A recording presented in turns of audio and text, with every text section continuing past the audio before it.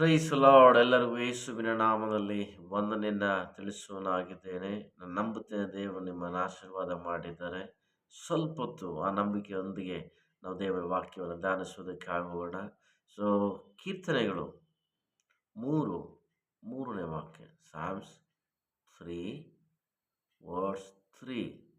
So, ವಾಕ್ಯ ಈ ರೀತಿಯಾಗಿ ಹೇಳ್ತದೆ, ಆದರೂ ಯೆಹೋವನೇ, ನೀನು ನನ್ನನ್ನು ಕಾಯುವ ಗುರಾಣಿ, ನೀನು ನನ್ನ ಗೌರವಕ್ಕೆ ಆಧಾರನು, ನನ್ನ ತಲೆಯನ್ನು ಎತ್ತುವಂತೆ ಮಾಡುವವನು ಆಗಿದ್ದಿ.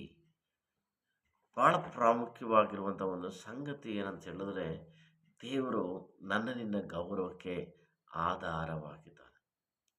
ಸೊ, ನಮ್ಮ ಜೀವನದಲ್ಲಿ ನಾವು ಅರ್ಥೈಸ್ಕೊಳ್ಬೇಕಾಗಿರುವಂಥ ಸಂಗತಿ ಏನಂದರೆ, ನಮ್ಮನ್ನು ಅಗೌರವವನ್ನು ಮಾಡುವುದಕ್ಕಾಗಿ ಈ ಲೋಕ ಯಾವಾಗಲೂ ಕಾಯ್ತಾ ಇರುತ್ತೆ.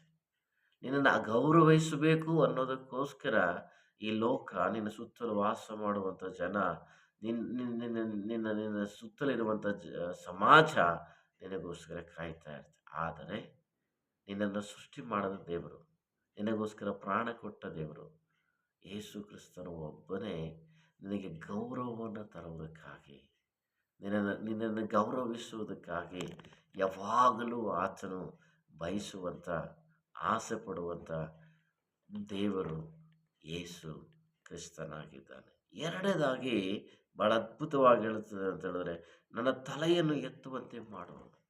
ನಿನ್ನ ತಲೆಯನ್ನು ದೇವರು ಎತ್ತುವಂತೆ ಮಾಡುವಂಥ ದೇವರಾಗಿದ್ದಾನೆ. ಒಂದು ವೇಳೆ ನಿನ್ನ ತಲೆ ತಗ್ಗಿರುವಂಥ ಒಂದು ಅನುಭವ ನಿನ್ನ ಜೀವನದಲ್ಲಿ ಇರ್ಬೋದು, ಅಥವಾ ಈ ಲೋಕ ನಿನ್ನ ಅರ್ಥ ಮಾಡಿಕೊಳ್ಳದೆ, ನಿನ್ನ ಜೀವನವನ್ನು ತಿಳ್ಕೊಳ್ಳದೆ ಒಂದು ತಲೆ ತಗ್ಗಿರುವಂಥ ಒಂದು ಅನುಭವ, ಬಾಳು ಬದುಕು ನಿನ್ನನ್ನು ಲೋಕ ಮಾಡಿರ್ಬೋದು, ಅಥವಾ ಯಾವುದೋ ಒಂದು ಕಾರಣದಿಂದ ನೀನು ಅವಮಾನಕ್ಕೆ ಒಳಪಟ್ಟು ಈ ಭೂಮಿ ಮೇಲೆ ತಲೆ ತಗ್ಗಿ ಜೀವನ ಮಾಡುತ್ತಿರುವಂಥ ಒಬ್ಬ ಮಗನೂ ಮಗಳಾಗಿರ್ಬೋದು.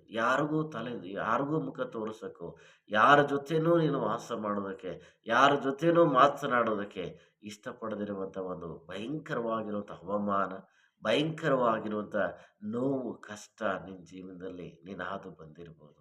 ಆದರೆ ಯೇಸು ಸ್ವಾಮಿಯನ್ನು ನೀನು ನಂಬುವುದಾದರೆ ಆತನೇನು ಮಾಡ್ತಾರಂತೆ, ನಿನ್ನನ್ನು ಅವಮಾನವಾದ ಸ್ಥಳದಲ್ಲಿ, ನಿನಗೆ ಅಗೌರವವಾದ ಸ್ಥಳದಲ್ಲಿ ನಿನಗೆ ಗೌರವವನ್ನು ದೇವರು ತರ್ತಾನೆ.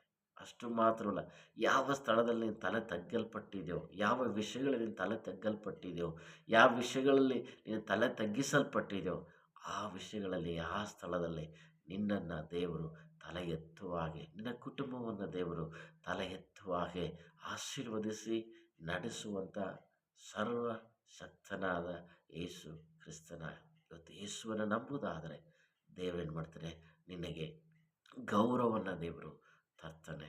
ಅಷ್ಟು ಮಾತ್ರವಲ್ಲ, ನಿನಗೂ ನಿನ್ನ ಕುಟುಂಬಕ್ಕೂ ಗೌರವವನ್ನು ತಂದು, ನಿನ್ನ ಬಾಳಿಗೂ ನಿನ್ನ ಭವಿಷ್ಯತ್ತಿಗೂ ಗೌರವವನ್ನು ತಂದು ನಿನ್ನ ತಲೆ ಎತ್ತುವ ಹಾಗೆ ದೇವರು ಮಾಡ್ತಾನೆ.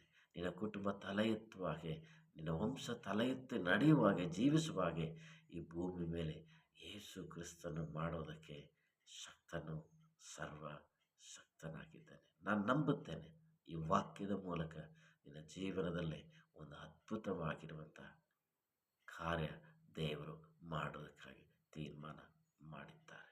God bless you.